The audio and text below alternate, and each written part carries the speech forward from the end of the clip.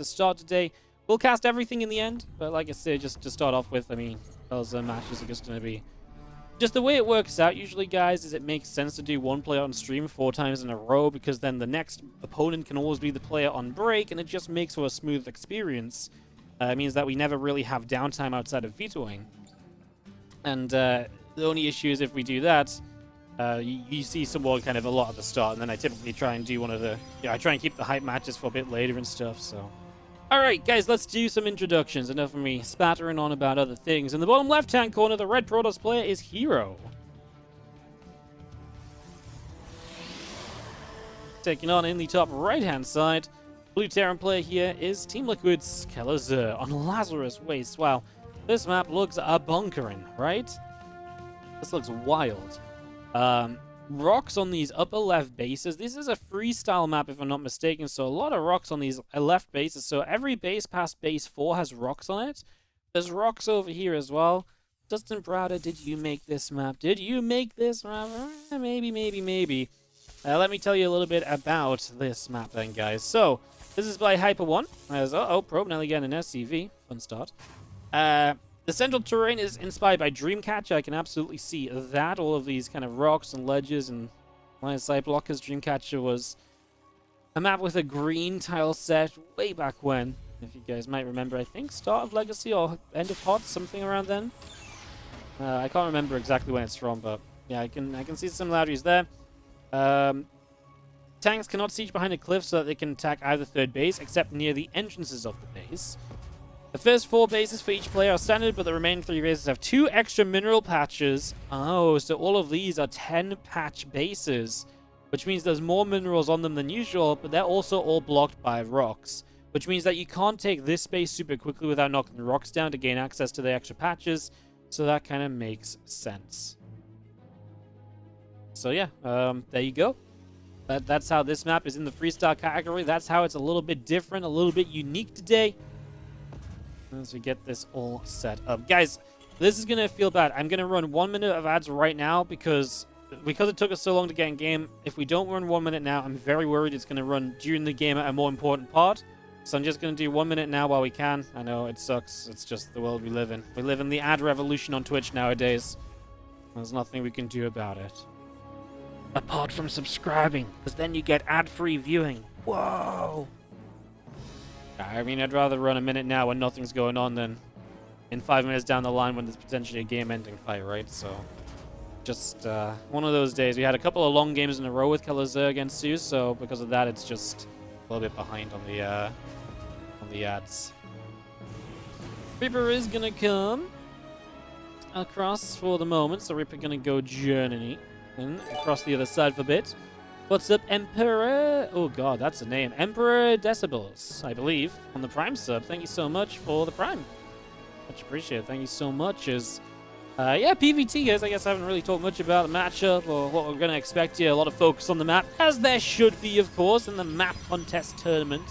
But yeah, in terms of what we're expecting from herO is very aggressive stuff. Already here, 3 gates before you see him going into a...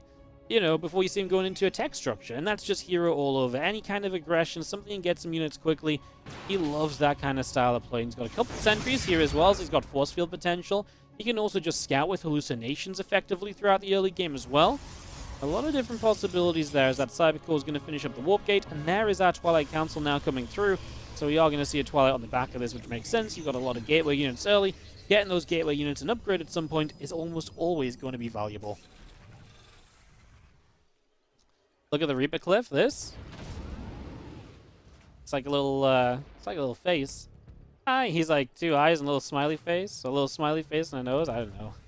Oh, he's got little teeth down here. Maybe that's what it is. His little mouth. Hi guys. I'm gonna eat your Reaper. Nom nom nom nom. I don't know why, but that's the first thing I see when I look at it. So that's just what it is now. It's been designed as a face, whether it was meant to be or not. You didn't see it like that? Yeah, I feel like that's very much so a me reaction. I can understand that. I can see it. Well, the Widowmine job gets 1 probe already, and now the medevac going to come back in, saves the mine. And the other mine goes off. So 2 probes, pretty well handled though, in all honesty, from pretty well handled from herO, right? Making sure it's only a couple of probes. 1 probe per mine is generally very acceptable, so yeah, that's absolutely okay. And if you see in the Stalker finishing warping in as well, it's just bringing that up.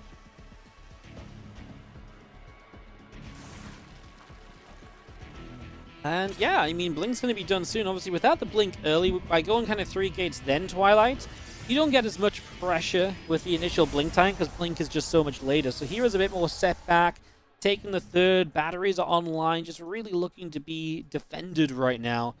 And see what he can do, as Kelazhur might be looking to push his luck in the near future. Marines and the tank will start to come forward and wouldn't mind burrowing. Stalker's pulling back for a few moments, couple of sentries, gonna get a few more shots off. Gonna put down a Guardian shield. Ooh, Medevac getting knocked down, and the tank's still alive. Stalker's obviously just blinking back into battery range, so getting some good healing and really able to trade efficiently because of it. I like that. Blinks mostly the healthy Stalkers onto that tank, loses 1. And overall in this trade, 2 sentries and 2 Stalkers, but look at everything lost for Kelazhur. He lost a Liberator across this game as well. And that is 850 to 1775 resources lost, favoring herO. herO is off to a stellar start when it comes to these initial trades.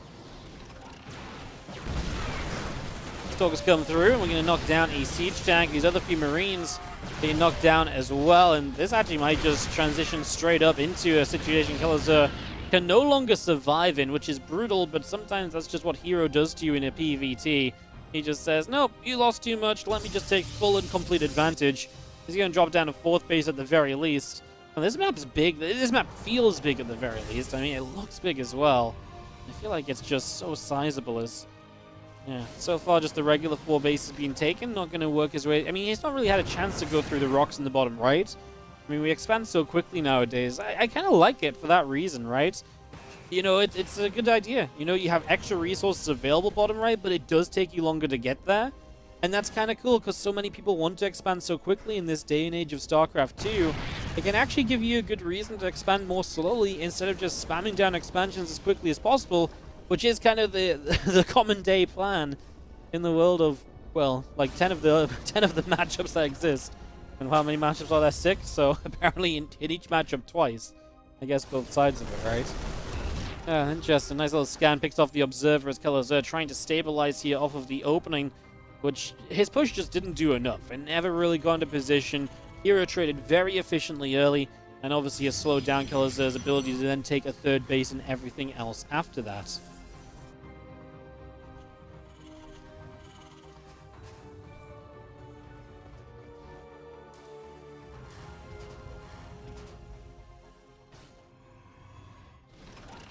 Couple depots still being built as we have ourselves a pylon, couple pylons off to the sides.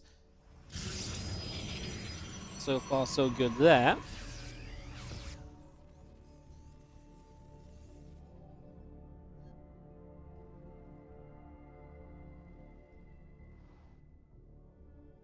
Still just these Stalkers from herO kind of controlling the map a little bit and just obviously keeping control. He's got himself Templar build, and he's already got 2 Colossi, now moving into Disruptors.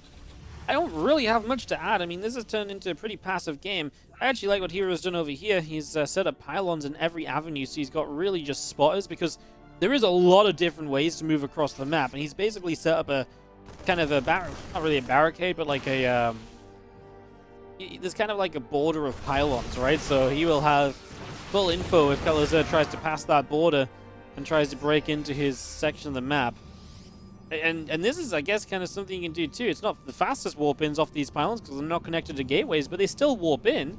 So you can then just warp in on any position of the map you like to as well. So yeah, I don't hate the approach from herO here, as honestly I feel like this fight should be great for him. I just feel like Kelazhur was quite far behind early, and there's not really been anything that happened that's brought Kelazhur back into it. There's not been any drops or anything, so yeah, if herO feels like he can take a fight, then it's probably going to be a very good fight for him with the way that this game got set up, and that especially so far has been true.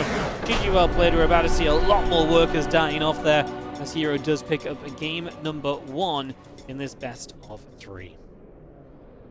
as we have Electron for the very first time on the stream. And we start in the top left-hand side with the red Protoss player from Dragon Phoenix Gaming taking a 1-0 lead. It is herO. Okay, I love...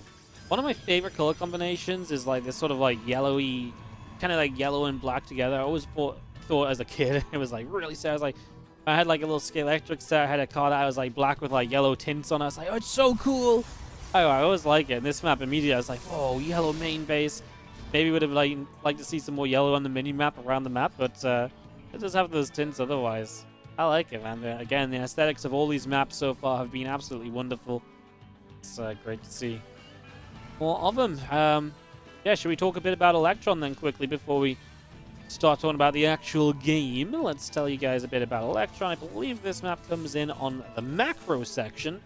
Is this the first time we've seen a macro map today? I think so. So the macro map's taken a while to get started and heated up. As, yeah, let me tell you about Electron. So it's a larger map with baby chokes and shortcuts to keep players on their toes. So I guess stuff like this area over here is kind of choked up and stuff as well, right? For example. So, yeah, that's, I suppose, what we kind of expect from that. Outside of that as well, the linear third expansion is nicely tucked in. Sorry, I just saw of that. So linear third tucked in, so it's quite far back. It's pretty protected, so it's going to be hard to push onto it. That's obviously going to add to the macroness of this map. High ground with side blocks next to it, so yeah, it's not super free in general. Yeah, it's actually just kind of a cool map. I like it so far, just looking at it initially.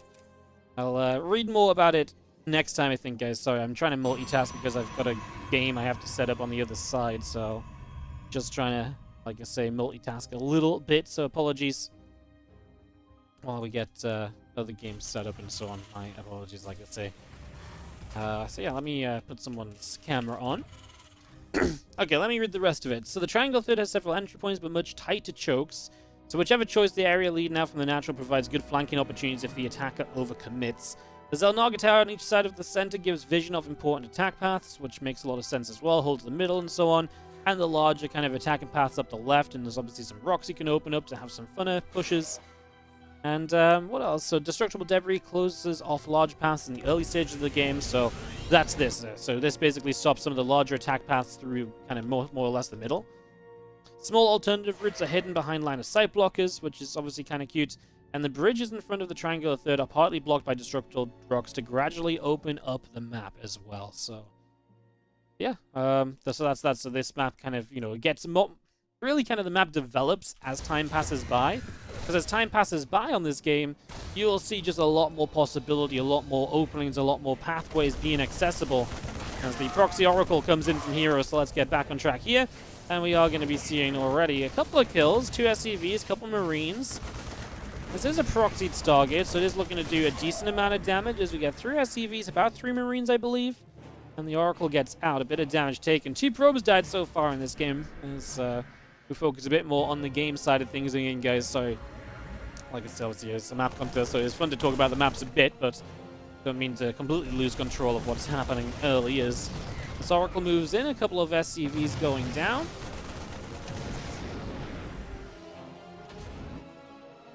And yeah, I mean, 4 SCVs filled off on top of the 3 from earlier, so that's 7 kills. I'd say that this Proxy Stargate has worked wonders so far for herO. Obviously, is pretty much going to be out of commission now, not building anything else, but its job is done. It's harassed well. The Oracles are still available. They can still go and do more damage. So yeah, I'd say so far, absolutely feeling fantastic. As herO is going to look to try and take down that Reaper.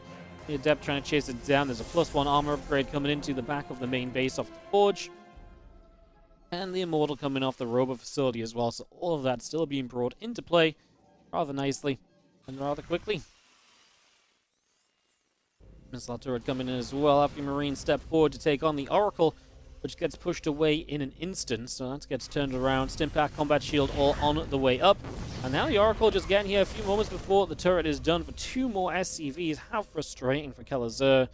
And obviously this map has quite the rush distance on it as well, so it's going to take a while for Kelazhur to get to the other side. So I don't feel like herO's going to be in any real trouble to this current attempt to move across to the other side of the map now.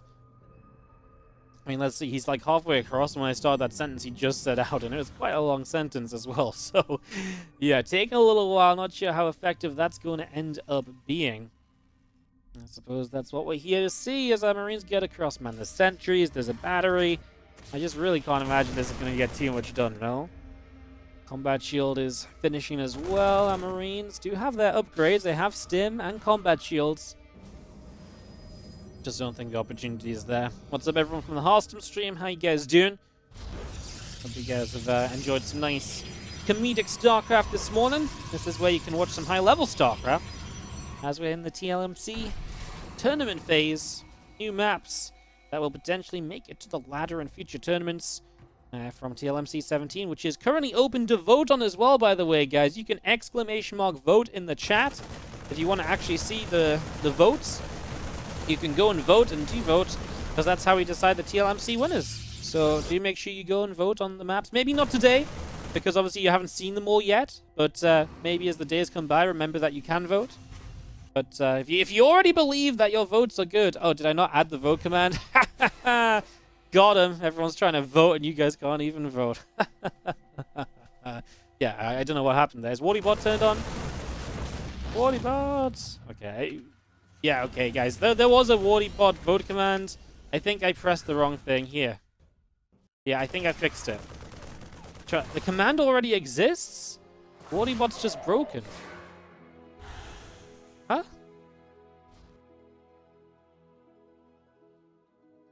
The command exists, but WardiBot doesn't want to post it. That's well, okay. WardiBot's just having a moment, guys. Yeah, I'll give you the link. I'll be WardiBot. There's the link if you want to vote already, but of course, maybe consider waiting a few days to see all of the maps in tournament action.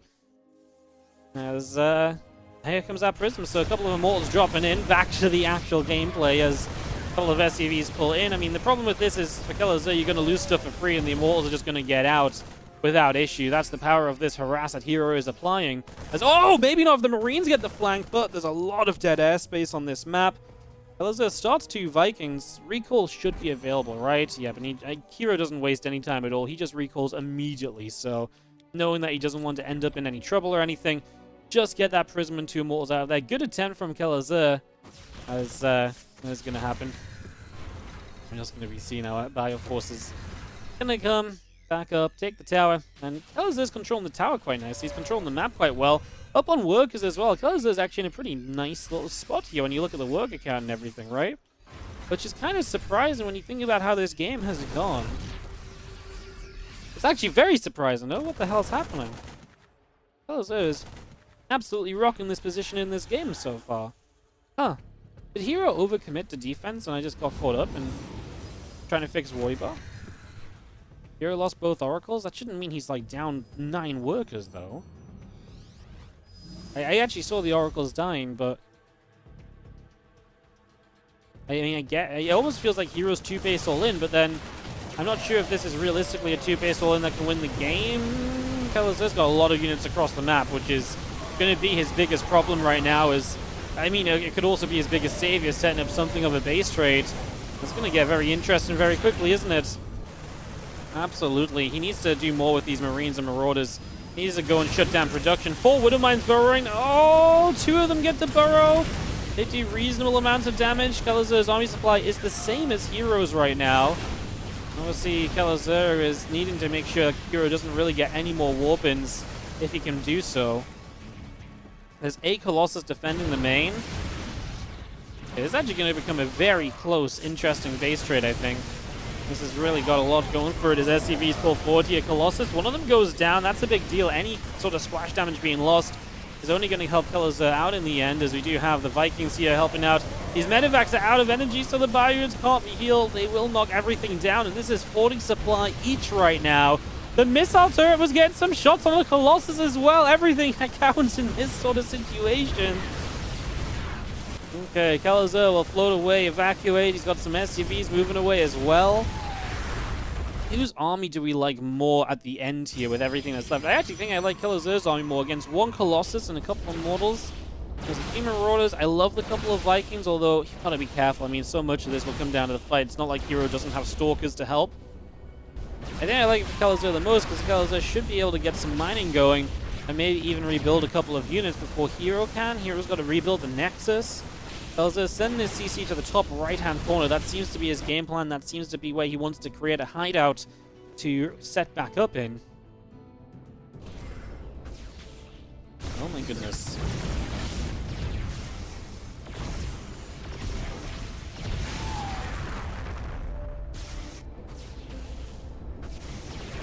So he just keeps on poking around. The Immortal and the Colossus will continue to go after the depot here, and just maybe having a few Stalkers chase down an Orbital as well. Obviously, that's why it's good that Kelazhur has the top right base available. He starts a Banshee and he starts Cloak. There's no Observer. Okay, Cloak Banshees will win the game. Pretty much. He's going to take down every bit of production that he can. Obviously, we really slow herO down as much as possible. All he needs is these Cloak Banshees to finish. They're building in a pretty random place. herO is nowhere near to finding them. I honestly think Kelazhur is on his way to having this game in the bag. Obviously, Cloak Banshees will just mean that eventually he can pick away at everything that herO has unless herO finds a way to get detection. Obviously, it's a little bit of a gamble from Kelazhur. He doesn't necessarily know herO has no detection left. But we can see that that is absolutely the case. We lose one barracks. Kelazhur obviously is making use of some of his production here while mining in the upper right. herO mining on the 6 block, but supply blocked and not really having anything else to work with. He's only got the Nexus. Kelazhur, just don't get too aggressive. Don't fight if we don't need to, right? Because that is how you potentially lose this game. He's going to turn and stim, gets rid of a Stalker. He's going to lose his other medevac. He's going to pull the SCVs. Cloak is a few moments away. This Banshee needs to just stay alive until Cloak is done. Colossus. Well, all the Stalkers are going to die. If the Stalkers die, the Banshee can't be killed either. So as long as the Stalker can't kill this Banshee, which I don't think it should be able to, there is Cloak available. You can Cloak! Super Banshee, 22 to 13 supply herO. Does not have any way to rebuild anything. Yeah, I mean, Kelazhur has way too many structures left over. The herO Banshee will close it out, and Kelazhur ties this game and this series 1-1 in the best of 3. Wow, fun base trade. Let's dive into game number 3, as we're back on altitude then. So this is our second time seeing this map, guys. If you remember, it's the one that has these gold bases blocked by watchtowers. Watchtowers get destroyed when you knock down the rock tower. So you knock down the rock tower, you destroy the watchtower, you can mine the gold base, and that is how it works. So we saw the TvT earlier between Clem and Kelazhur on this one. Now we're going to see Kelazhur taking on herO. herO being in the top right-hand corner of the map. I like this map, I think. I think it's going to be one of those ones where you don't see the gold-based watchtower thing a lot, but the idea of it is cool, and I like at the very least, I like the idea. Whoop, that's fun. Hello. Oh, we gone? We fixed? We good? We good? Okay, we're good. Yeah, I like the idea. I like the concept on this map. I think it's really cool. I think it's got a lot of potential. Yeah, I just hope that we get to see at least a game or two where we actually see it come into play. It's funny because a lot of the times you'll see the cool features of a map in the TLMC just not really be played in the tournament, but then they still make it to ladder, and it turns out that the feature was really cool, and I really feel like Altitude has that possibility around it. So hopefully we see some games where those towers get destroyed.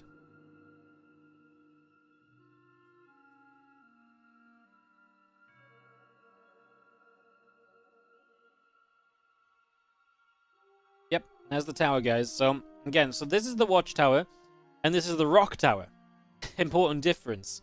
So what you do is you attack the rock tower to kill the watchtower, and then you can clear the rocks, and the gold base will be empty.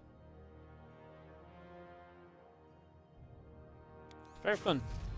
Yeah, we even saw some units running through the middle of the water on this map as well in the TvT, which I didn't think was going to happen. So that was actually kind of interesting, because I kind of thought it was going to be a lot of like top versus bottom on this map and like moving around that central area rather than through that central area. But happy to have that disproven in the TvT that we saw earlier as well.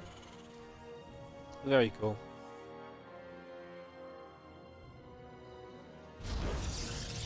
Did the rocks fall in it? Yes, the rocks fall in it, and that breaks the watchtower. So, yeah, this is a... Sorry, it's actually called a cooling tower. When you knock down the cooling tower, there's like, it breaks apart and rocks fall down. Honestly, it's one of the features I feel like I always wish we saw more of in just StarCraft. Like rocks that could, or towers that could be broken down to add rocks to a position. I think one of the first times we saw that in competitive play used well was Terraform, that circular map. And that was a really cool example of it. You could knock down the rocks south or north of your base to basically block off one of the access points into your natural. That's very cool. I honestly always thought it was something that we should see more of in StarCraft 2. I always thought it was a huge amount of potential on like rock towers and stuff, and being able to add rocks into places, for example. So I think it's neat.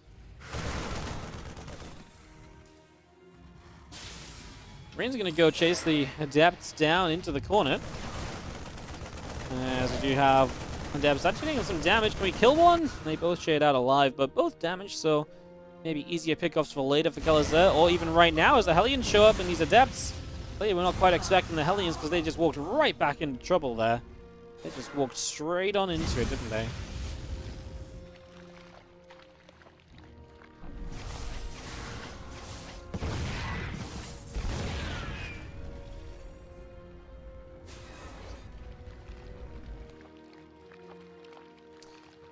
Oracle is going through, helping to deflect and deny and defend.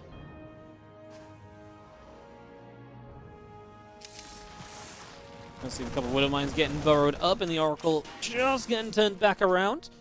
That's going to be seeing our Oracle back down to the bottom side, and the Medevac going to take the Widow Mines back across to the top. Oracle is going to get rid of a few of these SCVs. The one Marine getting some damage on the Oracle for the moment. And now just going to be having that Oracle push back out to the center. Medevac will continue boosting to the upper right-hand side, and away we go. Just going to see our Phoenix jumping onto this Medevac. Widow Mines unloading, and we do see one Widow Mine at least getting to load up. Oh, bang, bang! The Widow Mines blow up an Oracle, and they hit a Phoenix. Now, they don't kill the Phoenix, but it weakens and softens it up.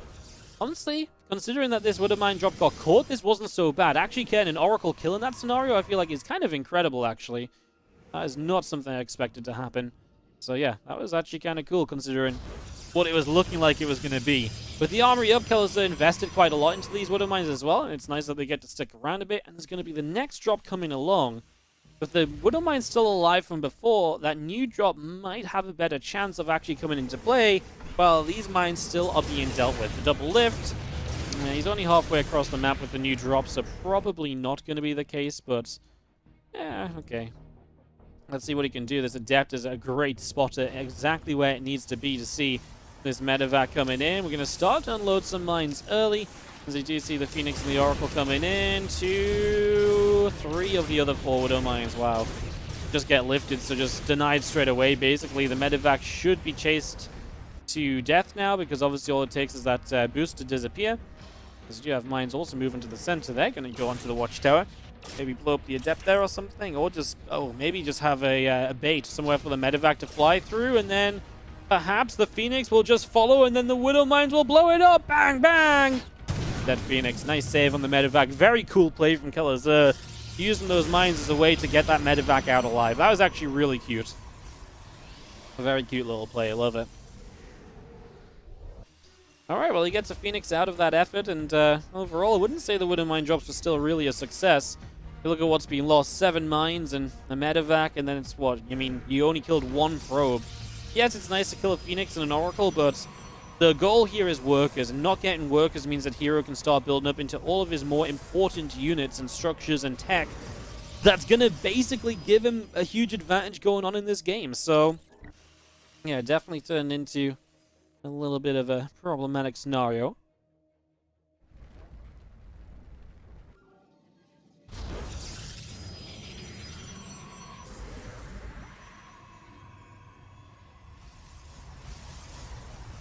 He's just hanging out and just going to be seeing our,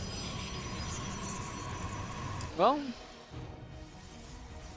seeing our units gather up at the moment. Waiting just a little bit for some excitement here. As you see Kelazhur taking a 3rd base. He's going to take the forward 3rd. Obviously, you see herO taking the linear 3rd, so A little bit of a difference on expansion patterns so far. I always love that. I always feel like seeing some different expansion patterns is one of the most fun things you can see on a map. I mean, to me, maps with different expansion choices are absolutely some of the best maps around because, I mean, nowadays it's kind of the norm, but like way back when there was pretty much always just you take this base, then this base, then this base. That's not so true anymore, given your different options based on your playstyle, based on your units, and yeah, like I said, I feel like that's one of the best additions we've had in map making over recent years. Very cool to see as, hey, catching these Phoenix is kind of cool. 12 probes going down. Widowmine dropping the main, delivering. Uh-oh. Is herO in some trouble here as this medevac will go down. 12 probes dropped. Getting chased down a little bit by the bio units, and Kelazhur does some serious damage here. 8 minutes into this game to start turning things around a little bit after an opening that wasn't so hard, and now looking to deny a 4th base. As Kelazhur just walked down this ramp, he could kill that easily. I think he's just going to get away. He didn't get all of his Marines on it immediately, and I think that was what was needed. He actually gets it anyway. He will not get the base on the top, but he will deny the 4th. This has been a really good setup so far for Kelazhur. So far, so absolutely good. As, yeah, there goes the 4th base as well. No cancel even. It's a straight-up kill, so herO is losing out big time. Wow, what a horrible minute and a half or so from herO, from the Widowmine drop to, well, just these attacks. Losing the Colossus, and yeah, I mean, now even having to recall into the main base just to deal with this, and he doesn't really have any medevacs or anything, or any Phoenix or anything left to really chase down these medevacs super effectively, I feel like. Yeah, he has 2 Phoenix, so it's not really a lot, and the Marine's actually going to stand and fight. Now he gets the Oracle. Here comes the Colossus to actually save the day from this drop, but my goodness, what a freaking effort this has had to turn into for herO, as now he's losing units on the other side as well. Forced to super battery. Widowmine's blowing up. We're going to have a couple of Widowmines coming off cooldown. They're actually going to hit quite nicely, killing another of the Phoenix, so continuing to remove that air threat from herO, and Kelazhur has put himself in a great spot here. Remember, Kelazhur lost to Clem, beats Sue. If he beats herO, I'd say he's on a very good track to getting out of this group. Still has Skillus left to play, and we'll be seeing, I believe, Skillus for the first time in the series after this against Kelazhur. Very, very exciting, guys. Let's move forward again. A bit of bio still up this left-hand side as well. It's coming by. Stalker's taking a little bit of damage. This drop straggling a bit into the base. And you know what? herO doesn't have the vision, so his topside base is actually going to die right now. At least I thought it was going to die. It looks like not quite as the bio stims forward.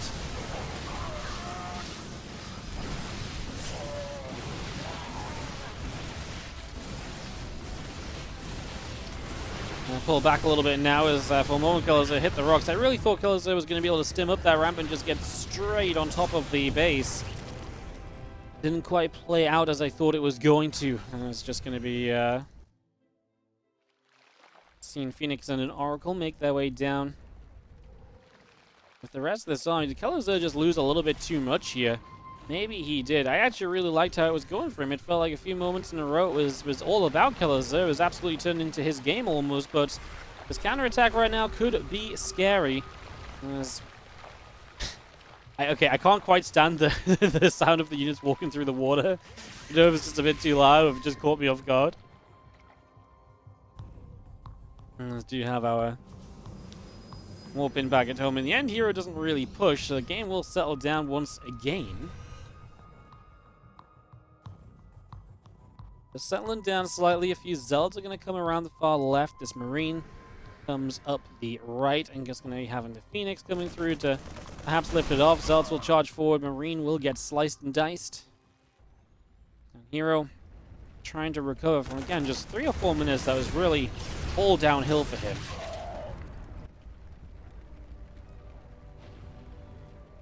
Oh my god, can you imagine someone kills the rocks while their opponent's units are just stunned on the tower? That would be so funny. Bio gonna move up. Ooh, Prism should die here. I don't think you can really get a warp in, although good disruptor shot to zone this army back, and the force fields were actually really perfect, weren't they? I think those force fields were exactly what they needed to be, and now the Zealots from that watchtower are just looking at again the flank off as well, and Kelazhur ends up with a horrible fight. herO might just have this actually in the end as we continue forward. Widowmine blinks, gets blinked back away from. An extra few Stalkers warping in. A single Zealot moving forward is just about gonna survive, just wants to get rid of these mines. So now you can jump onto this base, and Kelazhur. The one benefit I see for Kelazhur right now is maybe he could get a flank from the natural and from the top. On this army, that's the only good thing I'm really seeing for him, though. I just don't really love the situation for him altogether right now. It's definitely not looking ideal.